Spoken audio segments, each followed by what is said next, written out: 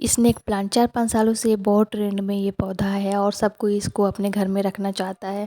अक्सर हम लोग जब बाहर भी जाते हैं ना तो इसको देखा जाता है, जैसे मॉल हुआ, रोड साइड हुआ, चाहे लोग अपने घर में रखना चाहते हैं, बालकनी में, टेरेस पे, घरों में, ये हर जगह इसको देखा जा रहा है ये पौधा। और इसका ट्रेंड बहुत ज़्यादा ही बढ़ गया है। इसको घर में लगाने का भी कारण है क्योंकि ये एक बहुत ही नेचुरल एयर प्योरीफायर प्लांट होता है, जो हानिकारक पदार्थ होते हैं ना हमारे घरों में, उसे ऑब्जॉर्ब करता है और ये 24 घंटा ऑक्सीजन प्रोवाइड करता है। सब कोई अपने लिविंग रूम में, ड्राइंग रूम में और अपने गार्डन में हर जगह इसको रखना पसंद करता है, क्योंकि हमारे घर में ये हवाओं को, जो हानिकारक हवाएं होती है उसको एब्जॉर्ब कर लेता है और हमें ऑक्सीजन देता है। और हमारे घर को डेकोरेट करने में भी इसकी बहुत सारी हेल्प होती हैं। इसको हम बहुत कई तरीक़ों से इसको हम लगा सकते हैं।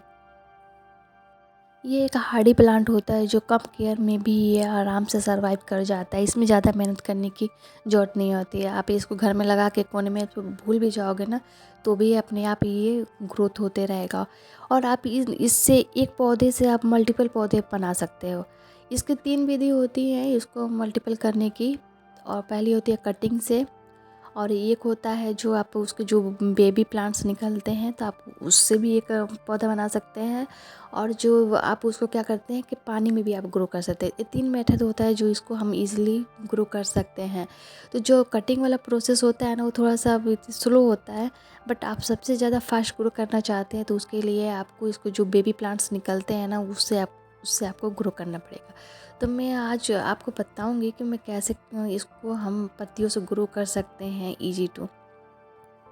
सबसे पहले तो हमें ऐसा पत्ती लेना है जो बहुत ज़्यादा पुराना हो। हमें जो नई लीफ होती है ना, उससे हम कटिंग नहीं लगा सकते, क्योंकि उससे आपका जो जड़ होगा वो नहीं बनेगा। इसलिए हमें पहले देखना होता है कि स्नेक प्लांट पे सबसे पुराना पत्ती कौन सा है, जो एकदम डार्क होगा, गाढ़ा होगा ना, तो आप उससे समझ जाएंगे कि हाँ ये पुरानी पत्ती है। तो उसको आपको क्या करना है कि उसको कट करके और फिर हम उसका कटिंग लगाएंगे, जिससे वो आसानी से ग्रो कर जाएगा हमारा कटिंग। तो पहले जब आप पत्तियों को एक लेते हैं तो उसको पहले वी आकार में हमको नीचे वाला कट करना रहता है। वी आकार करने का ज़्यादा कारण ये होता है कि जब हम करते हैं उससे तो हमारा जो रूट होता है ना, वो ज़्यादा निकलता है और उसको आसानी होती है उसमें निकलने में। तो इसीलिए हमें वी आकार का ही लेना पड़ता है और उससे हमको ये भी पता चलता है कि हाँ ये नीचे वाला पार्ट है। जब हम कटिंग करते हैं तो हमें पता ही नहीं चलता है कि हाँ ऊपर वाला पार्ट क्या है और नीचे वाला क्या है। तो इसलिए वी आकार का 2 फ़ायदा होता है। पहले तो रूट उसका अच्छे से होता है और उसके बाद से हमें पता चलता है कि हाँ ये नीचे वाला जहाँ से रूटिंग वाला एरिया है वो है। इसको पहले मैंने मिट्टी सॉइल अपना देख लीजिए मैं तैयार कर चुकी थी, जिसमें मैंने बराबर मात्रा में लिया हुआ है। सैंड है और गार्डन सॉइल है और वर्मी कंपोस्ट है, सेम मात्रा में रहेगा। और उसमें 1 मुट्ठी आप नीम खली भी डाल सकते हैं। डालने के बाद आप उसको अच्छे से मिक्स करके और फिर उसके बाद इस तरीके से मिट्टी इसके लिए तैयार करना है। इसमें पानी बिल्कुल स्टोर नहीं होना चाहिए। और ये आप इसको कटिंग जब लगाएं ना, तो मिट्टी में भी लगा सकते हैं, नहीं तो आप बालू में लगाएं तो ज़्यादा बेहतर होता है। कभी रूट हार्मोन्स वाला नहीं होता है आपके पास पाउडर, तो आप क्या करते हैं एलोवेरा जेल भी इसमें लगा सकते हैं। मैंने तो नहीं लगाया है, ये ऑप्शनल है, आप लगा भी सकते हैं। और फिर जब इस तरीके से कटिंग जब हम लगा लेंगे ना, तो फिर इसको हम अच्छी तरीके से पूरे तरीके से पानी दे देंगे। बट इसमें मॉइस्चर रहना ही चाहिए। तो पहली बार में तो इसको पूरा फूल हम देंगे, और जब ये थोड़ा सा ड्राई होगा तब भी हम इसमें देंगे। तो ये नहीं कि बहुत सारा इसमें पानी हम डालते जाए। इससे क्या होगा कि रूट हमारा ख़राब होने लगेगा और ये जल्दी से ग्रो नहीं होगा। इसलिए हमें पानी की मात्रा ज़्यादा ध्यान देना है लगा के। और ध्यान दें कि जब आप लीफ से लगाए ना, तो बड़े वाला लीफ ना लें।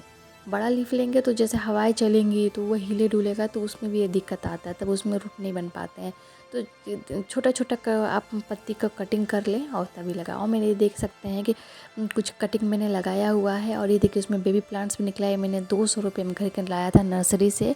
और इसको जब आप कटिंग से लगाएंगे ना, तो ये पीली धारियाँ नहीं बनेंगी। पत्ती से ये जब भी आप कटिंग से लगाते हैं तो ये पीली धारियाँ नहीं बनती हैं। और मैं यहाँ पे आगे भी दिखाऊंगी जो मैंने बड़ी वाली जो होती है स्नेक प्लांट, जो पीली धारी वाली, उसका कटिंग लगाया था तो वो कैसे हुआ था। तो इसकी पीली धारियाँ नहीं बनेंगी। और जब इसको अगर पीली धारियाँ चाहिए तो आपका जो ये पॉप निकलता है, तो आप उसको लगाएंगे ना जड़ से ही, तो फिर वो आपकी ये पीली धारियाँ बनती। मैंने बहुत पहले लगाया हुआ था कटिंग से, तो आप देख सकते हैं कि मैंने 2 लगाया था पत्ती और उसमें कितने 3-4 ऐसे करके पप्स निकले हुए हैं, नए-नए प्लांट्स निकले हुए हैं। वो थोड़ा सा बड़े हो जाएंगे तब मैं उसको अलग से रिपोर्ट करूँगी। इन इन पौधों को लगाने का सबसे ये फ़ायदेमंद यही होता है कि हमारे घर को ये शुद्ध बनाता है और ये जो घर के नेगेटिव एनर्जी होता है उसको भी ये दूर भगाता है। वास्तु के हिसाब से इस पौधे को हम पूर्वी और दक्षिणी दिशा में रखते हैं, जिससे इसमें जो नेगेटिव एनर्जी होती है वो दूर हटती है और सकारात्मक एनर्जी को इम्प्रूव करता है। तो इस तरीके से हम वास्तु के हिसाब से भी इसको अपने घर में रखते हैं।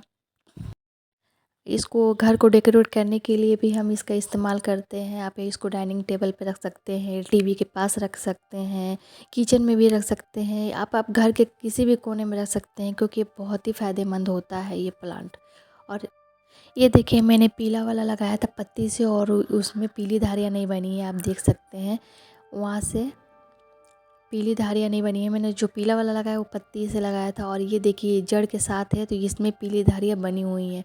तो इसमें यही ध्यान देना होता है इन धारियों वाले प्लांट्स में कि जब हम पत्ती से ग्रो करते हैं तो उसमें पीली धारियाँ नहीं बनेंगी, उसमें एकदम डायरेक्ट ग्रीन ही रहता है।